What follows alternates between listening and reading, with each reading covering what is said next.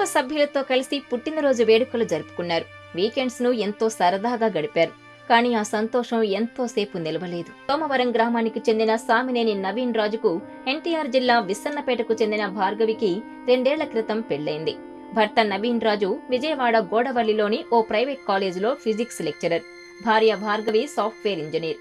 అయితే ఈ నెల 20న భార్య బర్త్డే సెలబ్రేషన్స్ కోసం హైదరాబాద్ హైత్ నగర్ లో నివాసం ఉంటున్న నవీన్ తల్లిదండ్రుల దగ్గరకు వెళ్లారు.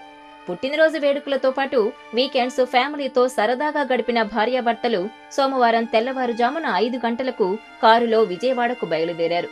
నవీన్ కారు నడుపుతుండగా భార్గవి పక్క సీట్లో కూర్చున్నారు. సూర్యాపేట జిల్లా మునగాల మండలం ముకుందాపురం గ్రామ శివారులో పెట్రోల్ బంకు దగ్గర ఆగి ఉన్న కంటైనర్ లారీని వీరి కారు వెనక నుంచి వేగంగా వచ్చి ఢీకొట్టింది.